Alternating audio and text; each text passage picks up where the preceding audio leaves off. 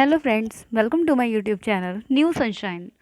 Friends, हम अभी intelligence की सीरीज़ को आगे बढ़ा रहे हैं। हमने इससे पहले कॉन्सेप्ट इंटेलिजेंस का पार्ट 1 एंड पार्ट 2 देखा है। आज हम इंटेलिजेंस की थ्योरीज़ के बारे में बात करेंगे। ओके, तो हम यहाँ पर देख रहे हैं कि जो इंटेलिजेंस की थ्योरीज़ हैं वो किस किस ने दी हैं। मैंने उनके नेम के साथ लिखा हुआ है। जैसे कि यूनिफैक्टर जो हमारी थ्योरी है वो बिने ने दी है। ओके, तो unifactor theory by Binet, wait, हाँ जी। And Spearman two factor theory, Spearman ने टू फैक्टर थ्योरी दी है। थॉर्नडाइक्स मल्टी फैक्टर थ्योरी जो दी है वो थॉर्नडाइक ने दी है। Thurstone's group factor theory Thurstone की है। Thomson sampling theory, Vernon's hierarchical theory, Guilford's three dimensional theory. ये तो रही हमारी थ्योरीज़ की बात। इसके अलावा और भी थ्योरीज़ हैं, जैसे गार्डनर की थ्योरी है, गोलमैन की थ्योरी है। हम उनको भी अलग से देखेंगे, लेकिन ये जो थ्योरीज़ हैं ये इनमें यही हैं। और इसके साथ ही फ्रेंड्स, हम आज केवल दो थ्योरीज़ को देखेंगे। ओके, बिने की यूनिफैक्टर थ्योरी एंड स्पीयरमैन की टू फैक्टर थ्योरी। तो चलिए आगे देखते हैं। यूनिफैक्टर थ्योरी क्या है? एक तत्व सिद्धांत हिंदी में बोलते हैं। इसे अल्फ्रेड बिने ने दिया था 1911 में, ठीक है। और बिने के ये थ्योरी देने के बाद टर्मन, स्टर्न और एबिंगहॉस ने भी इसका समर्थन किया था, ठीक है। इनका ये मानना था कि जो बुद्धि होती है वो केवल एक खंडात्मक होती है, यानी कि बुद्धि को तोड़ा नहीं जा सकता। बुद्धि केवल एक होती है जिसकी मात्रा मनुष्यों में भिन्न भिन्न होती है, यानी कि आप में कुछ और है, मुझ में कुछ और है, तीसरे बंदे में कुछ और है, इसी तरह से सब में भिन्न भिन्न होती है। और इसी को सामान्य बुद्धि कहा जाता है, जनरल इंटेलिजेंस। तो इस तरह से जो बुद्धि है वो एक सर्वव्यापी है ना, बुद्धि एक सर्वव्यापी शक्ति है जो कि सभी में विद्यमान होती है और इस तरह से ये काम करती है, ठीक है। तो हम यहाँ पर देख पा रहे हैं इनके अनुसार जो बुद्धि है वह केवल एक तत्व से निर्मित है तथा समस्त क्षेत्रों में एक ही बुद्धि व्याप्त है। अब ये बताइए, ऐसा कैसे हो सकता है कि सभी क्षेत्रों में एक ही प्रकार की बुद्धि विद्यमान है?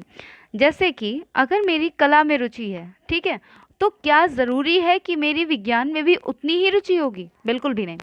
इसी तरह से अगर मेरी कला में रुचि है, हिंदी में रुचि है, इंग्लिश में रुचि है, तो ज़रूरी है कि मेरी मैथ्स में भी उतनी ही ज़्यादा रुचि होगी, मैं मैथ्स भी उतनी अच्छी से ही कर पाऊंगी? नहीं, ऐसा बिल्कुल भी नहीं है, ठीक है। लेकिन इनका, बिने का जो मानना था वो ये था कि जो बुद्धि होती है वह सभी में समान रूप से काम करती है, केवल एक खंडात्मक होती है। ये हो सकता है कि आप में 90, मतलब आप में उसका लेवल कुछ और हो, मुझ में उसका लेवल कुछ और है, लेकिन जितना मेरे में लेवल है मैं उसी अकॉर्डिंग अपने अपने जितने भी क्षेत्र हैं, जैसे साइंस है, मैथ्स है, कॉमर्स है, जो कुछ भी है, मैं उनमें उतने ही लेवल के साथ सभी में वर्क कर सकती हूँ।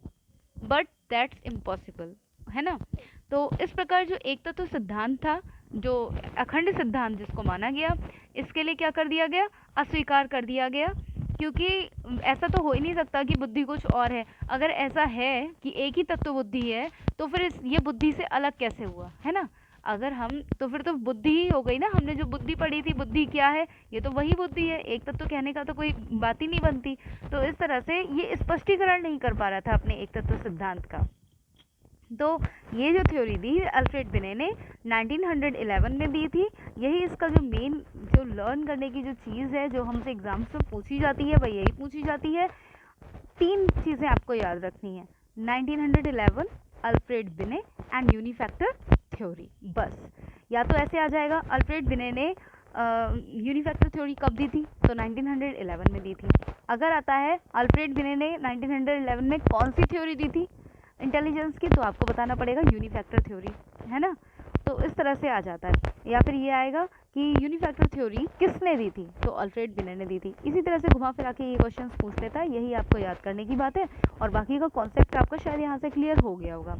अब हम इसका देखते हैं कि टू फैक्टर थ्योरी क्या है। टू फैक्टर थ्योरी मीन्स द्वितत्व सिद्धांत। इस सिद्धांत के अनुसार ये माना गया कि बुद्धि में दो तत्व होते हैं, ठीक है। एक तो जनरल फैक्टर होता है जो सभी में सेम होता है, और एक कुछ स्पेसिफिक फैक्टर होता है। ये स्पेसिफिक को इन्होंने एस से रिप्रेजेंट किया है, स्पेसिफिक मीन्स एस, और जनरल फैक्टर को जी से रिप्रेजेंट किया है। इनका मानना ये है कि एक जो तत्व है, जी फैक्टर, जनरल फैक्टर, वह तो सभी में समान रहता है, लेकिन जो स्पेसिफिक फैक्टर्स होते हैं वो किसी में कम या ज़्यादा हो सकते हैं, ठीक है। अब आगे हम इस चीज़ को एक डायग्राम से देखते हैं। हाँ जी, यहाँ पर आप देखिए, जैसे यहाँ पर हमने देखा है कि ये जो जनरल फैक्टर है ये सभी में होगा, ठीक है। यहाँ पर हमने आपको बताया है कि एस मतलब स्पेसिफिक फैक्टर, जी मतलब जनरल फैक्टर, जिससे आपको कंफ्यूजन नहीं हो। तो जी मतलब जनरल फैक्टर, एस मतलब स्पेसिफिक फैक्टर।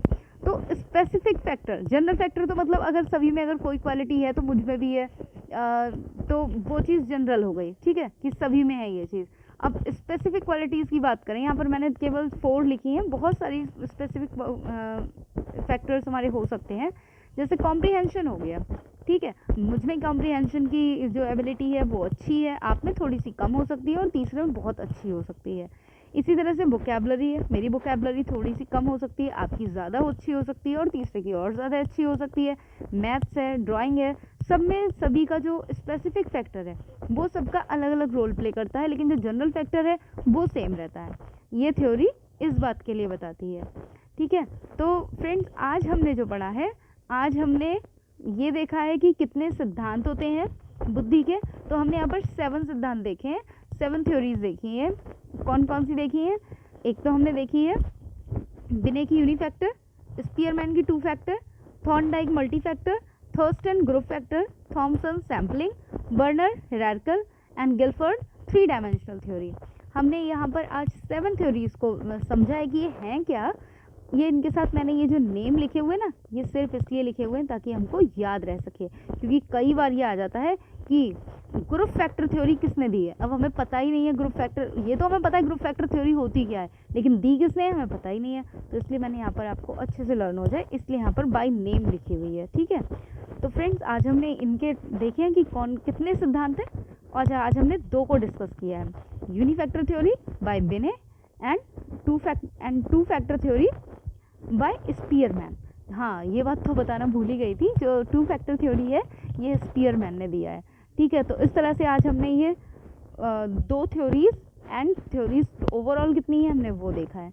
ओके फ्रेंड्स, अगर आपको ये वीडियो अच्छा लगा हो तो आप इस वीडियो को लाइक, शेयर एंड सब्सक्राइब कर सकते हैं मेरे चैनल को, और साथ में नोटिफिकेशन बेल को भी ऑन कर दीजिएगा ताकि जितने भी मेरे वीडियोस के नोटिफिकेशन है आपको ज़्यादा से ज़्यादा मिल सके, ठीक है। और मेरे ये जितने भी टॉपिक्स हैं ये आपके लिए कहीं ना कहीं आपकी CTET में, KVS में, NVS में और जितने भी अदर स्टेट लेवल टेस्ट होते हैं उनमें आपको हेल्प करेगा।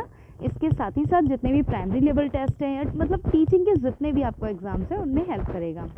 हम ये इसकी सीरीज़ करने के बाद इसके हम कुछ जो प्रीवियस ईयर क्वेश्चन पेपर्स हैं आए हुए, हम उनको भी लगाएंगे, ठीक है। तो फ्रेंड्स, इस वीडियो को यहीं पर फिनिश करते हैं। Okay, I hope you enjoying. Okay, thank you.